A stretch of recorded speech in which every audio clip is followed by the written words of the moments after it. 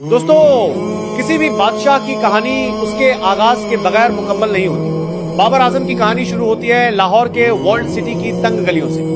एक आम गाड़ी साज मोहम्मद आजम सिद्दीकी के घर पैदा होने वाला लड़का, जो कमरान अकमल और उमर अकमल का कजिन था, लेकिन उसके पास खुद के शूज खरीदने के पैसे नहीं थे। बाबर ने लाहौर की तपती धूप में बॉल बॉय का काम किया ताकि वो अपने पसंदीदा प्लेयर्स को करीब से बैटिंग करते देख सके। उसकी लगन ऐसी थी कि जब उसे अंडर 19 टीम में मौका मिला तो उसने पीछे मुड़कर नहीं देखा। लेकिन दूसरी तरफ शुभमन गिल की कहानी बिल्कुल मुख्तलिफ और बेहद दिलचस्प है। पंजाब के किसान लखविंदर सिंह ने जब देखा कि उनका बेटा महज 3 साल की उम्र में बाट पकड़ता है तो उन्होंने अपना सब कुछ दांव पर लगा दिया। वो खेतों में पिचेस बनाते और वहां के मजदूरों को रोजाना पैसे देते कि वो शुभमन को तेज बॉल्स फेंके ताकि उसकी बैटिंग प्रैक्टिस हो सके। शुभमन को रोजाना 500 से 700 बॉल्स खेलनी पड़ती थी और नतीजा महज 14 साल की उम्र में पंजाब अंडर 16 डेब्यू पर ही इस लड़के ने डबल सेंचुरी मारकर दुनिया को हैरान कर दिया। दोनों ने अपने देशों के लिए सुनहरे ख्वाब देखे, लेकिन जब इन्होंने इंटरनेशनल दुनिया में कदम रखा तो दुनिया क्रिकेट का नक्शा ही बदल गया। चलिए बात करते हैं उस फॉर्मेट की जो इन दोनों प्लेयर्स का सबसे बड़ा हथियार है, वनडे इंटरनेशनल। यहाँ पर अक्सर फैंस जज्बाती होकर लड़ते हैं, लेकिन हम बात करेंगे डंके की चोट पर, प्योर स्टैटिस्टिकल डेटा पर। बाबर आजम ने अब तक 143 मैचेस में 53.44 की वर्ल्ड क्लास एवरेज से 6,626 रन्स बनाए हैं, जिसमें उनके नाम 20 सेंचुरीज और 38 50s हैं। बाबर ने पाकिस्तान को 33 साल बाद दुनिया की नंबर 1 ओडीआई टीम बनाया, लेकिन क्या आपको पता है कि शुभमन गिल के नंबर इससे भी कहीं ज्यादा तबाहकुन है। शुभमन गिल का करियर एवरेज 59 से ऊपर है और उनका स्ट्राइक रेट है 101.04। दोस्तों, मॉडर्न डे क्रिकेट में 50 से ऊपर की एवरेज और 100 से ऊपर का स्ट्राइक रेट रखना महज एक ख्वाब होता है जो गिल सच करके दिखा रहे हैं। चलिए इस मुकाबले को और बराबर करने के लिए दोनों प्लेयर्स के पहले 50 ओडीआई मैचेस का आमना सामना करते हैं। इस टेबल को गौर से देखिए। जब दोनों ने अपने पहले 50 मैचेस मुकम्मल किए तो गिल बाबर से हर एक डिपार्टमेंट में साफ आगे थे। गिल ने बाबर से तकरीबन 450 रन ज्यादा बनाए। उनका एवरेज बाबर से काफी बेहतर था और उन्होंने बाबर से दोगुने से भी ज्यादा छक्के और चौके मारे।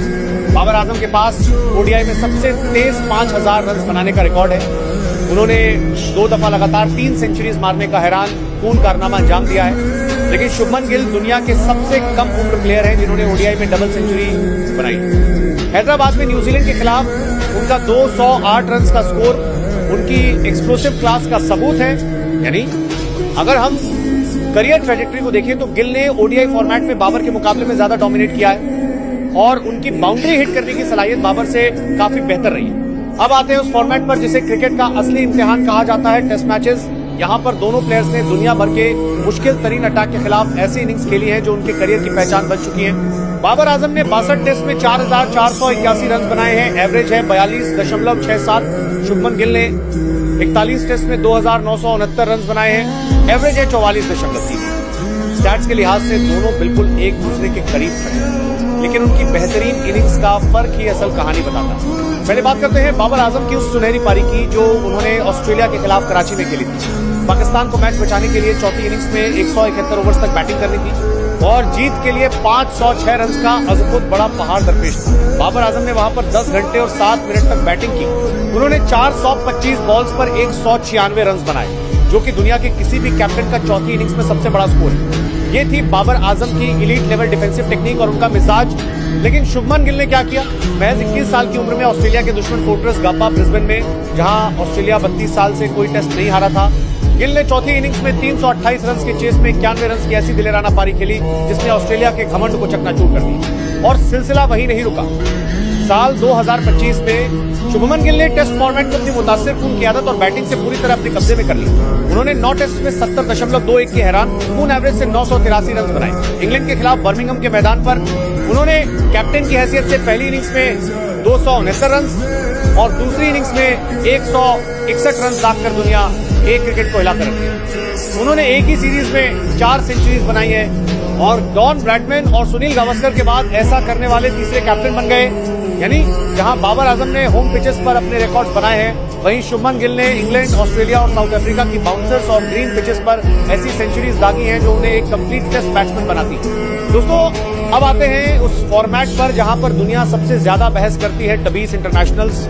बाबर आजम रनों के लिहाज से दुनिया के टॉप प्लेयर्स में शुमार होते हैं। उनके नाम 4,596 रन और 3 सेंचुरीज हैं। लेकिन उनके स्ट्राइक रेट पर बहुत ज्यादा तनकीद होती है। उनका स्ट्राइक रेट 128.02 है, जो modern day power play strategy के हिसाब से काफी धीमा माना जाता है। हाल ही में टबीस वर्ल्ड कप में उनके स्लो रन्स और बैटिंग पोजीशंस पर काफी सवाल उठाए गए हैं। शुभमन गिल का टबीसाई स्ट्राइक रेट एक 138.6 है, जो बाबर से काफी बेहतर है। गिल ने न्यूजीलैंड के खिलाफ 126 की तबाह कौन इनिंग्स भी खेली है, लेकिन गिल के साथ भी परफॉर्मेंस में तसलसल कंसिस्टेंसी का मसला रहा है, जिसकी वजह से उन्हें टबीस टीम से ड्रॉप भी किया गया। लेकिन फ्रेंचाइज लीग में दोनों का दबदबा है। बाबर आजम पीएसएल में पेशवार जल्मी के लिए 47.09 की एवरेज से रनों के ढेर लगाते हैं, जबकि शुभमन गिल ने आईपीएल 2023 में गुजरात टाइटंस के लिए खेलते हुए 890 रन बनाए थे, जो आईपीएल तारीख के सबसे बड़े सीजन्स में से एक है।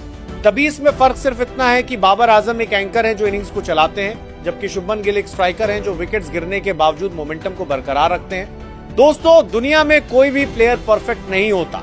हर प्लेयर की कोई न कोई कमजोरी होती है जिसे बॉलर्स टारगेट करते हैं। चलिए दोनों की बैटिंग का बायोमैकेनिकल और टेक्निकल पोस्टमार्टम करते हैं। पहले बात करते हैं पाकिस्तान के बाबर आजम की। बाबर आजम के कवर ड्राइव्स दुनिया में सबसे हसीन हैं, लेकिन उनकी सबसे बड़ी कमजोरी है ऑफ स्टंप से बाहर निकलता हुआ आउटस्विंग बॉल।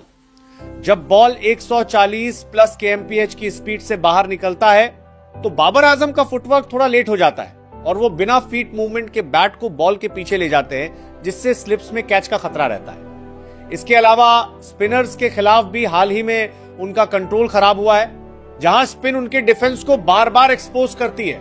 अब बात करते हैं भारत के शुभमन गिल की।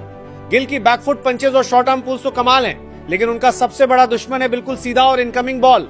साबका national batting coach Sanjay Bangar ने बताया है कि गिल का हाई बैक